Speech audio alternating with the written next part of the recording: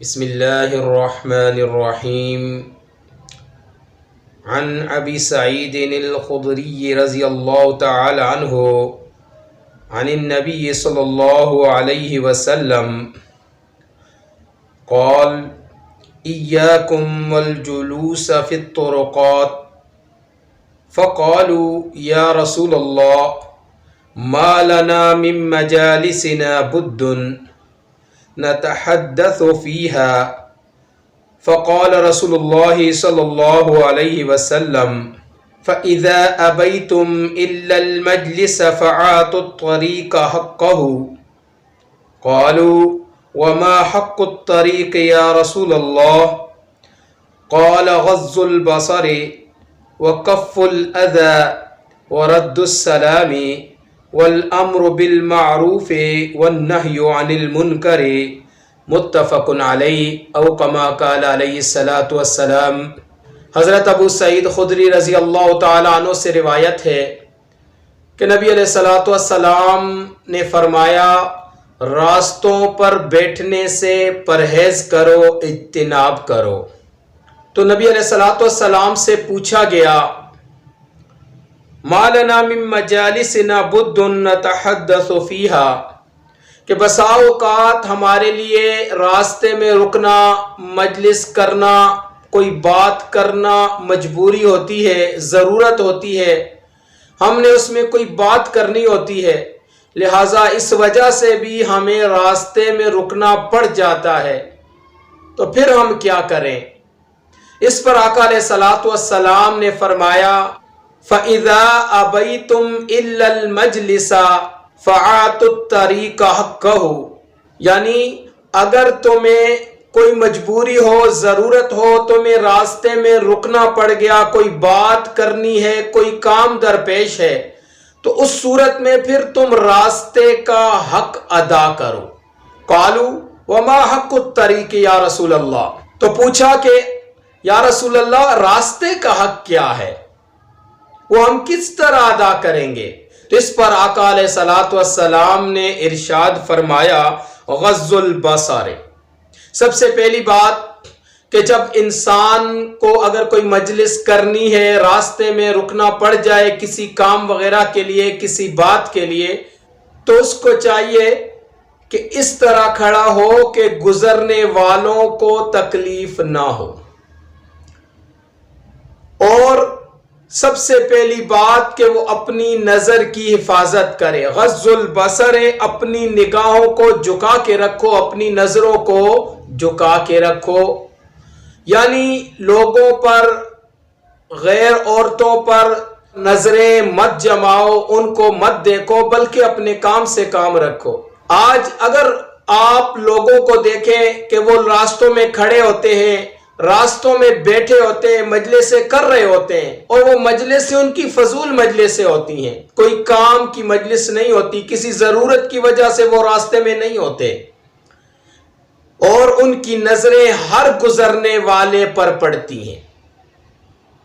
حتیٰ کہ وہ عورتیں کہ جو اپنے آپ کو پردے میں رکھتی ہیں، اسی لیے وہ پردہ کرتی ہیں کہ ایسے ظالموں کی نظروں سے ہم محفوظ رہیں، اور ایسے غلط لوگوں کی نظروں سے ہم محفوظ رہیں، اور وہ اس لیے پردہ کرتی ہیں تاکہ ہم ان برے لوگوں کی نظروں سے محفوظ رہیں۔ اس کے باوجود چاہے وہ عورت پردے میں ہے یا پردے میں نہیں ہے، ان عورتوں کو سرعام آنکھیں اٹھا اٹھا کر دیکھتے ہیں اور لگاتار دیکھتے رہتے ہیں۔ شریعت کا حکم تو یہ ہے کہ اگر آپ کی نظر کسی پر غلطی سے پڑ جائے تو فوراً نگاہ کو پھیر لیجئے، فوراً اپنی نظریں جھکا لیں، دوسری طرف اپنا رخ کر لیں،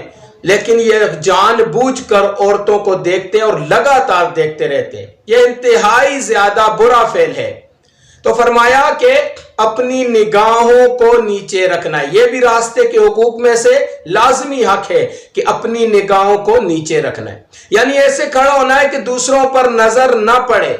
اپنی حفاظت بھی کرنی ہے۔ ظاہری بات ہے کہ راستے کے قریب بندہ کھڑا ہوتا ہے تو گاڑی وغیرہ کے آنے کا خطرہ ہے، کچلنے کا خطرہ ہے،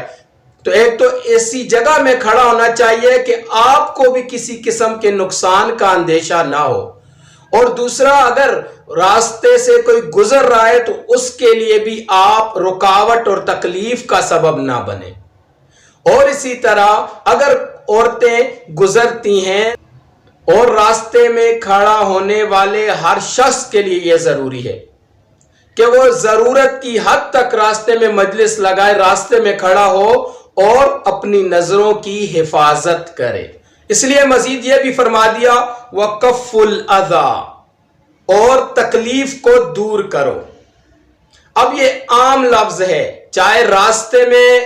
کوئی تکلیف دہ چیز پڑی ہے اس کو بھی راستے سے ہٹانا پھر آپ کی ذمہ داری ہے. اور اسی طرح آپ کی وجہ سے، راستے میں کھڑا ہونے کی وجہ سے، مجلس لگانے کی وجہ سے کسی کو تکلیف نہ ہو.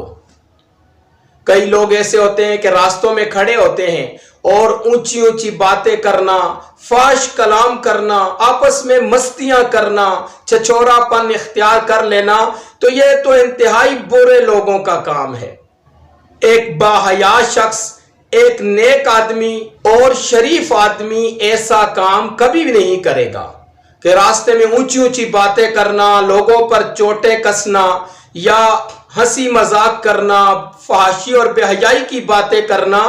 یہ چیزیں لوگوں کو تکلیف پہنچانے والی ہیں. لہٰذا ان سے بھی باز رہنا ضروری ہے. تو اپنی نگاہوں کی بھی حفاظت کرنی ہے اور دوسروں کے لیے تکلیف کا سبب بننے سے بھی اپنے آپ کو بچانا ہے کہ آپ کی وجہ سے کوئی دوسرا تکلیف میں مبتلا نہ ہو. چاہے ہمارے پاس گاڑی ہے، چاہے ہم پیدل ہیں، راستے کے اندر ہم رکتے ہیں تو ہمیں ایسی جگہ رکنا چاہیے کہ ہماری وجہ سے کوئی رکاوٹ پیدا نہ ہو، کسی کو تکلیف نہ ہو. مزید فرمایا وَرَدُّ السَّلَامِ، اور سلام کا جواب دینا ہے. راستوں کے اندر کھڑے ہیں، لوگوں کی طرف دیکھ رہے ہوتے ہیں، اگر کوئی سلام دے دے تو بسا اوقات آگے سے دیکھنے والا اس طرح حیرانگی سے دیکھتا ہے کہ بندے نے اس کو گالی دے دی، کچھ برا بھلا کہہ دیا ہے. نہیں، اگر آپ مسلمان ہیں اور سلام کرنے والا آپ کو سلام کر رہا ہے راستے پہ گزرتے ہوئے، چاہے اس کے ساتھ آپ کی نہیں بنتی، چاہے وہ آپ کا دشمن ہے، لیکن اگر وہ سلام کرتا ہے تو اس کے سلام کا جواب آپ ضرور دیں. آپ پر لازم ہے کہ آپ سلام کا جواب دیں. مزید فرمایا وَالْأَمْرُ بِالْمَعْرُوفِ وَالنَّهْيُ عَنِ الْمُنْكَرِ،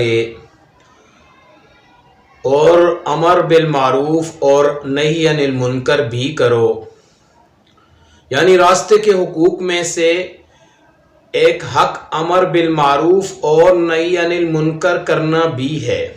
ویسے تو امر بالمعروف اور نہی عن المنکر جامع الفاظ ہیں. امر بالمعروف سے مراد ہر وہ کام، ہر اس کام کا حکم دینا ہے کہ جو شریعت نے انسان پر لازم کیا ہے، چاہے وہ اس راستے کے متعلق ہے یا اس کے علاوہ کوئی اور شرعی کام ہے کہ جس کے اندر انسان کوتاہی کر رہا ہے، تو اس کو اس کی کوتاہی پر تنبیہ کرنا اور اس کام کے لیے آمادہ کرنا امر بالمعروف ہے. اور اسی طرح نہی عن المنکر سے مراد بھی عام ہے، چاہے وہ راستے کے اندر کوئی خرابی کر رہا ہے، راستے کے اندر کوئی نقصان کر رہا ہے، یا اس کے سامنے کوئی غیر شرعی کام کر رہا ہے، تو اس ہر ایک ناجائز اور غیر شرعی کام سے، حرام کام سے وہاں پر اس کو روکنا نہی عن المنکر ہے. لہٰذا جس آدمی کے لیے بھی راستے میں کھڑا ہونا مجبوری ہو، اس کے لیے ضروری ہے کہ ان باتوں پر پھر عمل ضرور کرے. اور اگر مجبوری نہیں ہے تو راستوں میں کھڑا ہونے سے اجتناب کیا جائے، راستوں میں مجلس لگانے سے اجتناب کیا جائے. راستے میں کھڑا ہونا، راستے میں مجلس لگانا کبھی مجبوری کی بنا پر بھی ہو سکتا ہے. جیسے کوئی آدمی کسی کے انتظار میں کھڑا ہے، کوئی آدمی کوئی چیز فروخت کرنے کے لیے کھڑا ہے. لازمی بات ہے کہ لوگ راستوں سے گزرتے ہیں تو اس کو چاہیے کہ ایک طرف میں ہو جائے جس کی وجہ سے لوگوں کا نقصان نہ ہو اور وہ اپنی چیز آرام سے بیچ سکے. یا کوئی دکاندار ہے کہ جو راستے کے اوپر اس کی دکان ہے، وہ کوئی چیز فروخت کرتا ہے، تو ایسے آدمیوں کی چونکہ وہاں پر مجبوری ہے اور ضرورت ہے، لیکن ایسے لوگوں کو چاہیے کہ وہ اپنی نظروں کی حفاظت کریں،